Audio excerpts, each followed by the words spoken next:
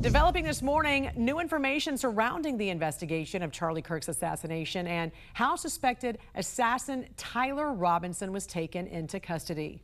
Investigators say Robinson's father drove him to surrender Thursday night with the help of a family friend. That friend alerted a retired detective who called Washington County Sheriff Nate Brooksby. He calls me, hey, I can tell his voice is kind of shaky, so my first thought is, who died? Like, who's he going to tell me that died? And then I couldn't fathom what actually came out of his mouth. So he said, hey, I know who Charlie Kirk's shooter is. I know the family through religious association, and he's in Washington County now, and we're working on trying to get him to come in voluntarily. During that phone call, some information was provided about Tyler potentially having some suicidal ideations, was en route to a remote area of Washington County.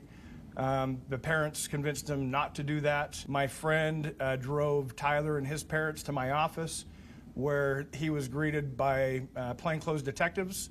So that was part of the deal. Is Tyler knew it was just inevitable with all the law enforcement pressure that his picture in the news, the gun on the news. He knew it was inevitable that he would be caught. Prosecutors will seek the death penalty against Robinson, who is facing 7 felony charges, including aggravated murder. Investigators say they have mounting evidence against Robinson, including DNA and ballistics. His family says the past few years he had become very angry and hateful against Christians and Christian principles, with a far-left political ideology that his transgender boyfriend also promoted. From the nation's capital, this is the National News Desk, America's News Now. I'm Dee Dee Gatton, and the suspect in the assassination of Charlie Kirk appeared virtually from the Utah County Jail today. Tyler Robinson is facing these 7 charges, and prosecutors are pursuing the death penalty.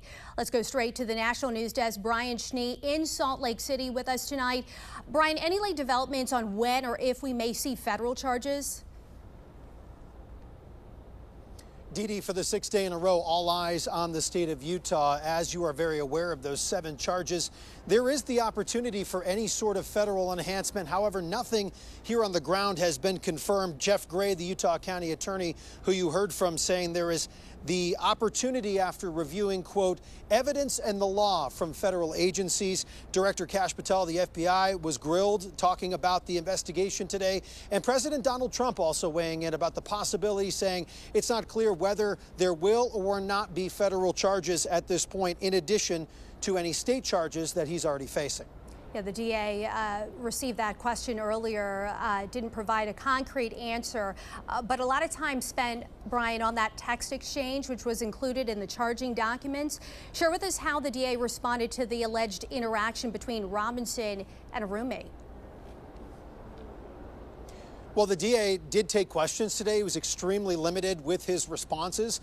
That included fielding questions about the text messages. When asked directly if they are confession in any way, he replied that the judge will determine if that is the case at a possible trial. But while the DA, Jeff Gray, did take some of those questions into account, he did not elaborate further beyond the 10-page charging document, which he shared publicly today in a court filing. I also noticed during the news conference earlier, the DA didn't really answer if there were any suspects, anything on the ground to indicate the suspect may have had an accomplice. Well, the FBI was grilled today, and they did say that they are investigating others who knew about Robinson's alleged action. I'm Christine Frizzell in Washington, where we are seeing a new phase underway in the investigation into Charlie Kirk's assassination. While the state of Utah already filed charges against a suspect last week, the federal government could be looking to file charges as well, investigating every lead it comes across, including what some previously viewed as conspiracy theories. At the FBI, a quote, thorough and exhaustive investigation is now underway into the assassination of conservative activist Charlie Kirk. Could you state your name?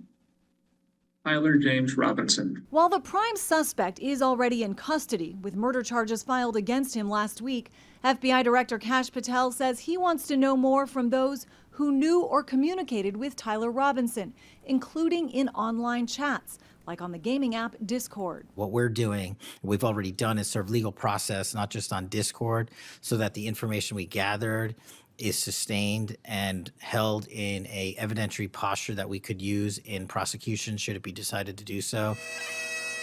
On the same day as Kirk's memorial service, FBI Director Patel vowing to meticulously investigate theories and questions, including the possibility of accomplices and hand gestures observed as potential signals near Charlie at the time of his assassination. Videos like this, from seconds before Kirk was shot, spreading like wildfire on social media.